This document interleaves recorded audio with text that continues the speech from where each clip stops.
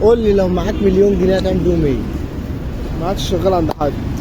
طب وهتعمل بيهم ايه؟ هتجوز بيهم واصرف عليها وخلاص بقى بكبر في بيتي. طب كده. ما ده انت ممكن تخلصهم في اسبوع. لا يا متهيألك. لا والله. والله متهيألك. اعمل بيهم مشروع يصرف عليا. دكتور. بس مش هتعمل حاجة تاني؟ لا اعمل ايه تاني؟ هتعمل مشروع ايه هم طيب؟ مليون جنيه هيعملوا مستقبلي. هتعمل مشروع ايه طيب؟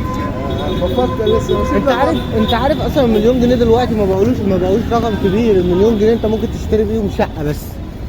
المليون جنيه بالنسبة لك، المليون جنيه عشان تتجوز من البلد مثلا هتصرفهم في الجوازة بس.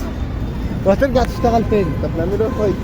وانا بسألك، انا بفكر في الموضوع ده.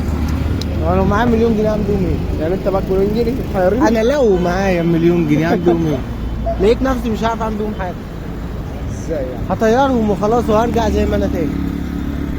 فكر كده في الموضوع.